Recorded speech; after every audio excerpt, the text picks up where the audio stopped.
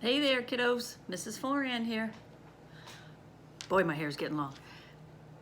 I have good news. We have our virtual field day ready to go. And I've got the instructions up on my laptop here, so I'm gonna put my glasses on so I can read it to you, give you an idea what kinds of things you're going to be able to do. I'm gonna load this on my phys ed website, and your teachers will have that linked into their Google Classroom. Those that have a tab or a link there will have that available for you there.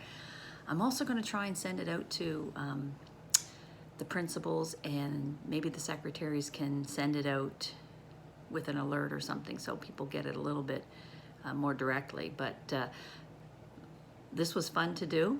This was fun to put together, and I hope you get a chance to try out some of the activities. And if nothing else, if you click on a few of the things, especially the ones Mrs. Floran did, well, one in particular, it might give you a giggle or a laugh, because I tried one, and I tried very, very hard to do my best, and I wanted you to see that I was very persistent and I didn't give up. So that being said, I'm gonna put my glasses on, slide in here so I can read the instructions on my laptop and just give you an idea what kinds of things you're going to do. So there's a PDF file, which means there's a file that will come through Google Classroom and possibly through the alert, and it will give you these instructions. This is Virtual Field Day, the Great Outdoors, June 2020. It says, welcome to the Virtual Field Day, the Great Outdoors, presented by your phys ed teachers in the AVRCE. We knew we would miss one of our favorite year-end activities, so we decided to try variation. Well, how do you do it? Well, to start off with, get ready for some great fun through a variety of activities and challenges. Your mission is to complete all the stations at home during the month of June. Home being, if you're at your cottage, you might be able to do them at your cottage or your campgrounds, because I know some of you are going to be camping, but in a space that's safe. So try to do them during the month of June if you can. As you complete each station in any order you want, mark them off on your score sheet. And by giving yourself a score between 1 and 10. 10 is perfect. 5 is pretty decent effort. And 1 is, well, not so good. And that's okay. And you can be honest. If you tried your best and you just couldn't complete it, that's okay.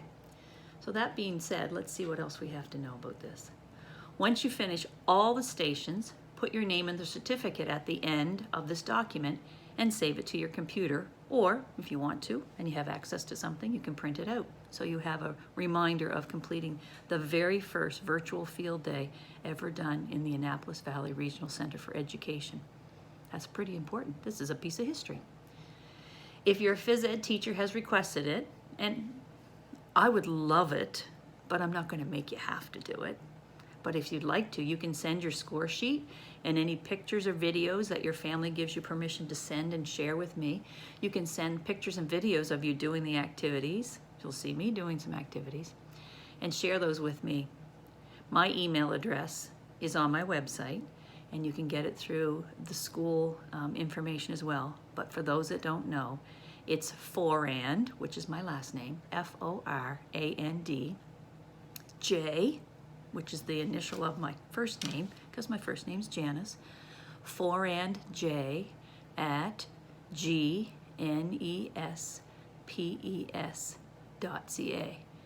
forandj at gnespes.ca. forandj at Government Nova Scotia. I might have put an extra E in there. forandj at gnspes.ca. We'll figure it out. I'll make sure you have the right information. Anyway, so once you finish any activities or all the activities, if you finish one, you want to share it, go ahead and share it. If you want to draw pictures of what happened, you can have family join you, all kinds of things. You can share those with me if you want to. And I have had some kids share some things with me, which is lovely. I've seen some pictures of you actually doing things. I've had some drawings. I've had some lovely emails. And it was wonderful to receive those. So if you want to and your family says it's okay, you can share them with me. And remember, your family can do these activities with you too. That might be fun. So you can share them with me. You can share these activities with your friends and your family, the people that you're allowed to bubble with, because we kind of know what that means. Above all, the idea is to have lots of fun while inviting your family to join in if you want to. Remember to try your best.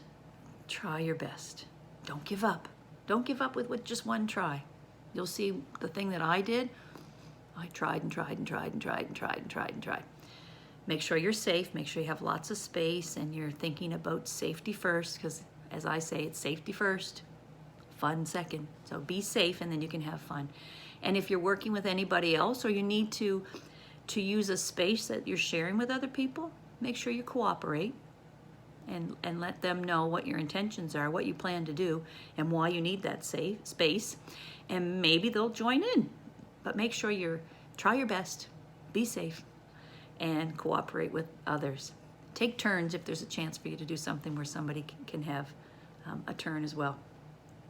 Make sure you follow both home and community expectations. So social distancing when you need to. So there's an introduction video. There's a link on this information page that you can click on. It will take you to the introduction video. And then there is another link to the, oh, I got itchy nose. Go wash my hands later. Online map link. So there's a map of Nova Scotia, and on the map of Nova Scotia, you're going to see some icons. The arrows will tell you, if you click on them, the arrows will tell you some of the instructions. And then the icons, like there's a sneaker and there's a little chicken and egg and there's a bunch of different things. If you click on those, they will link you to the activities, the video. To the side of the map of Nova Scotia, there are the same icons, and what happens when you click on those, well, you'll see when you click on those, but they open up the PDF file or the instructions in pictures and words without a video. So if you're somewhere at your cottage and you might not have the link to the videos, you can still look at the instructions and read the instructions, or have somebody help you read the instructions, see if you can figure out how to do it.